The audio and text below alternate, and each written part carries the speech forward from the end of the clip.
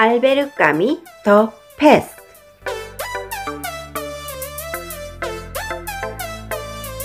안녕하세요, 시청자 여러분 반갑습니다. 공꼬입니다.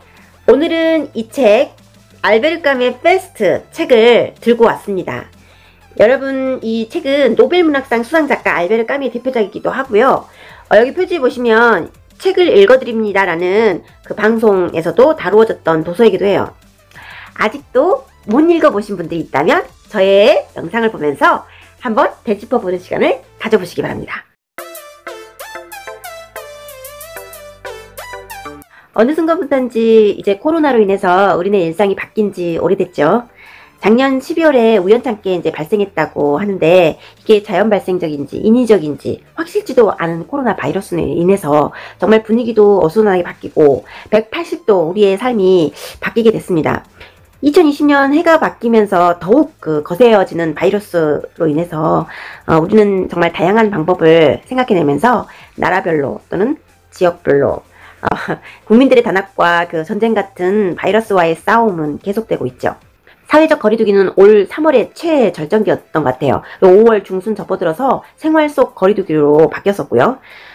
우리나라는 아시다시피 학생들 등교 문제가 좀 이슈가 있었고, 학부모들의 걱정과 교육적인 미래에 대한 답안을 모색하고 또 모색한 결과 순차적으로 고학년부터 등교를 시작해서 지금은 이제 원래대로 돌아가는가 싶더니 아직도 확진자는 좀 진행 중에 있습니다. 어느 때이든지 다시 거센 불꽃처럼 우리네 생활을 좀먹을 것 같은 바이러스와의 전쟁.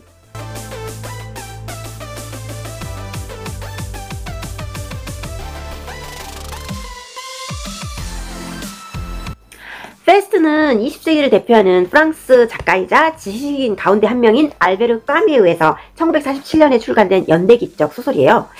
패스트, 쥐로 인해서 시작된 전염병 같이 무섭게 퍼져가는 여러가지 바이러스, 그래서 균과의 싸움, 그것을 다루고 있는데, 까미의 작가 수첩을 보면은 1941년부터 구상된 것으로 알려져 있습니다.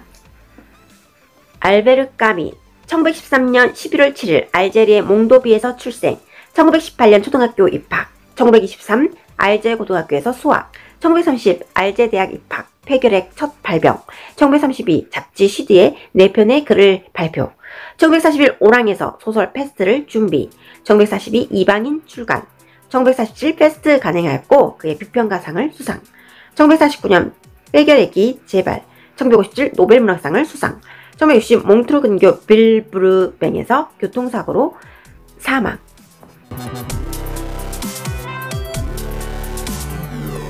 에서는 패스트의 창궐로 인해서 위기에 빠진 오랑시의 시민들의 다양한 시민상을 보여주고 있고요. 삶의 방식에 대해서 또 핵심 인물인 리웨를 중심으로 등장인물들의 위기 극복 의식, 절망, 그런 거를 밀도 있게 표현하고 있습니다. 등장인물은 여러 명이 등장하는데요. 중심인물인 리웨부터 볼게요. 의사이고요. 전체적인 이야기를 풀어나가는 중심인물이면서 아내는 지병으로 요양 중으로 나오고요. 보건위생들을 구성시킨 후 처음부터 끝까지 패스트에 맞서며 오랑 시민들을 치료하는 데 열정을 다합니다. 그리고 랑베르는 파리에서 온 기자로 아랍인들의 삶의 여건을 처음에 취재하러 왔는데 패스트 발병으로 인해서 오랑시에 갇히게 됐는데요.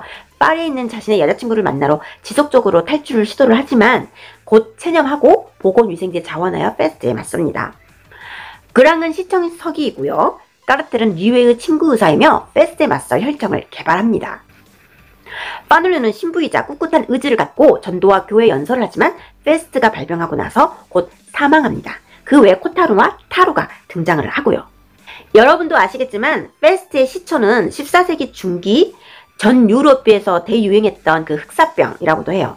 원래는 야생의 설치류, 다람쥐, 쥐, 비버, 이게 돌림병인데, 사람에 대한 감염원이 되는 것은 보통 밭다람쥐, 스텝 마못 등으로부터 벼룩이 감염시킨 시궁지, 곰지 등입니다. 제가 아까도 말씀드렸다시피 책에서 이야기를 풀어나가는 화자가 있는데 이 의사 리웨예요.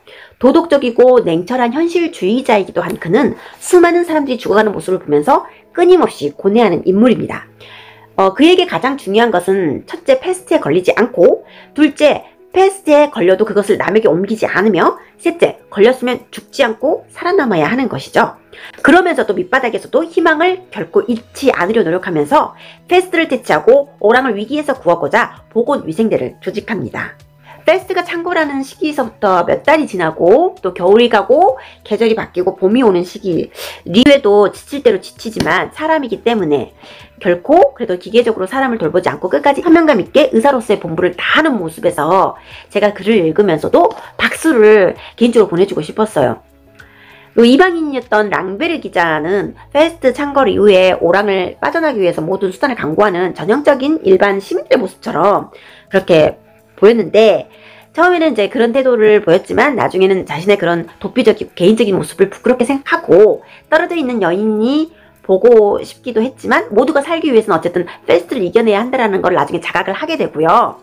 보건위생대에 자원하여 패스트에 맞서 싸우는 태도를 취하게 되는데, 이 또한 박수를 보내고 싶었습니다. 신부인 파눌루 신부는 신앙에 의존하면서 꿋꿋하게 이제 오랑 시민들에게 패스트는 사악한 자들에게 가해진 신의 징벌이다 라는 논리를 세워서 이제 신에게 구원의 손길을 보내기도 합니다만은, 우연히 오통판사의 어린 아들이, 오통판사는 판사인데요, 자신의 아들이 패스트로 인해서 고통 속으로 죽어가는 모습을 보면서 울부짖었어요. 이 오통판사의 모습을 그 의사 리웨와 함께 목격한 후에 충격과 태도 변화를 겪습니다. 숨진 무결한 아이가 죄를 받아서 패스트로 사망한다는 것은 더 이상 이제 설득력이 없는 것이죠. 자신 또한 패스트에 걸려서 고통받게 됐을 때는 나중에는 이제 주님께 모든 것을 맡기겠다 하고 치료를 받는 것도 거부하고 십자가를 손에 꼭 쥔 채 죽어가는데요. 이때 신앙은 무엇일까? 그리고 이 삶과 죽음에 대한 고뇌가 무엇일까? 간접적으로 느껴보는 시간이기도 했습니다. 패스트가 덮치기 전과 후에 그 오랑 씨의 그 변화 모습도 책을 읽으면서 지금 현재 우리 시대와 지금 현재의 전 세계적인 국가적인 상황과도 좀 비교가 되더라고요. 처음에는 기계적으로 매일매일 돈벌이를 위해서 살아가는 시민들의 모습을 보여주지만 패스트의 위기가 고조됨에 따라서 일상이 무너지게 되고 점차 수그러지는 몇 달 후에도 다시 일상으로 돌아가는 데는 상당한 시간을 필요로 하게 됩니다. 우리도 지금 어떻습니까? 2019년 이때는 1940년대였지만 패스트가 아닌 코로나19로 인한 바이러스가 창궐한 지금 시대를 비교해 봤을 때도 이 책은 상당한 의미를 갖고 있어요. 그래서 리웨는 오랑에서 패스트가 잠잠해지는 날에도 언제 어디서든 다시 균이 인간을 침범할 수 있다는 사실을 잊지 말자 하고 있어요. 늘 경계해야 한다고 마무리 짓고 있거든요. 지금 21세기 이 코로나19 언제쯤 물러날까요? 변이에 또 변이를 몰고 오는 이 무서운 균, 바이러스 언제쯤 종식될까요? 우리는 코로나를 과연 이겨낸 걸까요? 아니면 코로나가 소강 상태에 있는 걸까요? 패스트 책을 통해서 시대와 상황이 좀 바뀌어졌긴 하지만 여전히 균과 바이러스로 인해서 고통받는 우리네 히로이락과 전쟁 같은 하루하루를 생각해 보게 됩니다. 책에 처음에는 이런 글귀가 있어요. 한 종류의 감옥살이를 다른 종류의 감옥살이로 재현하는 것은 실제로 존재하는 그 무엇을 존재하지 않는 어떤 것으로 재현하는 것과 마찬가지로 합리적이다. 데니얼 디포. 아무쪼록 이번 코로나19 변종 바이러스 끊임없이 계속되는 재앙, 이 코로나19를 여러분 함께 이겨내기를 바라며 이 영상을 마치도록 하겠습니다. 시청해주셔서 감사합니다.